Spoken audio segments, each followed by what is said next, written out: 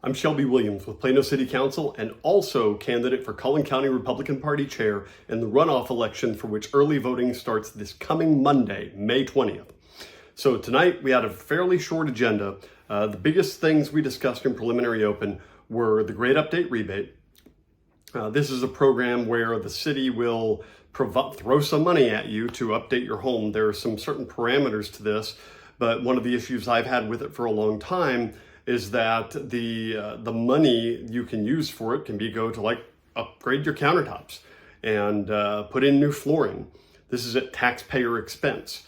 I have a fundamental issue with that. Now, I've long been a proponent of property tax abatements. That is, if you're improving the value of your property such that its taxable value increases, then you should have something to reasonably offset that because you shouldn't be penalized for improving your property.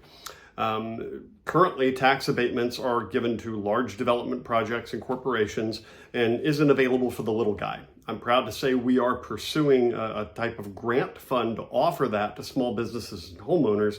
It's probably going to be a long time coming, but the Grade Update Rebate is something that I could be okay with if it functioned that way. If you're going to like put on a new roof or something that, or repair your fence or something that the Central Appraisal District is going to increase the value of your property as a result of, and you're going to have to pay more in taxes, then we should do something to offset that because your new fence doesn't cost the city a dime.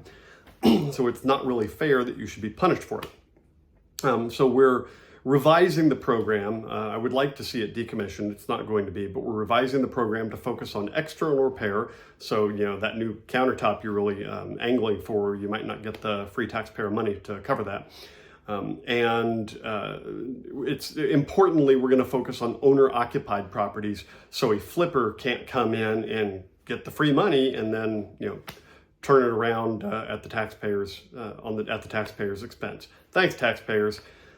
Cha-ching. So another thing we looked at is our hotel occupancy taxes, HOT for short. So the HOT, a lot of people say hot taxes because if you just say hot, people think you're crazy. So you got to say taxes, but the T in HOT stands for taxes. So you're really saying hotel occupancy taxes, which is kind of like saying chai tea because chai means tea. But I digress.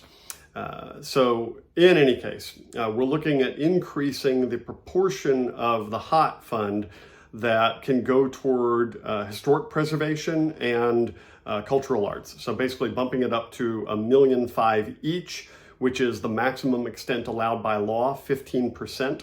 We are expecting 15 million in HOT this year, 2023-24. So that's what that's all about. Couple of comments, or a couple of, not comments, public interest, items for individual consideration. And I'll talk about the one that is really significant. One was a cell tower, a minor cell tower. One was fixing some split zoning. But the Legends at Chase Oaks Apartments off of Legacy and Alma came up to bat for the third time to add additional units in order to fund renovations to their apartments. This time it passed, and the vote was 6-2. Spoiler alert, I voted against it.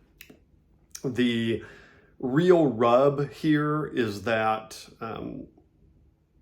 the applicant listened to many of the issues we had in the previous two iterations, and they made modifications. But the fundamental issue I have, and as Councilman Riccadelli articulated, is that we set a dangerous precedent to say we'll approve increasing your density so that you can revitalize your property, upgrade your property, refurbish it, repair it.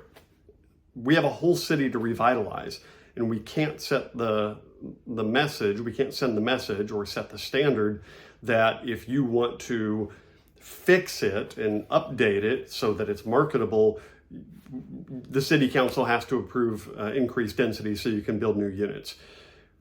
Fix it so that if it's not marketable, fix it so that it is marketable and people will pay the premium. You can do that at your own expense. And if it's not marketable that way, then people won't buy those units and you don't need it. So it still passed, but I am concerned about the precedent this sets. But like I said, relatively short meeting. Early voting for the runoff election starts on Tuesday. There are only a handful of races around Collin County, depending on where in the county you are. So obviously my race is one of them, Collin County Republican Party chair. That's in the runoff election. In the runoffs, this is the Republican runoffs, you do not have to have voted in the primaries. These are the runoffs from the primaries, but you do not have to have voted in the primaries. You only have to have not voted in the Democrat primaries. If you did, then you cannot then go vote in the Republican runoffs.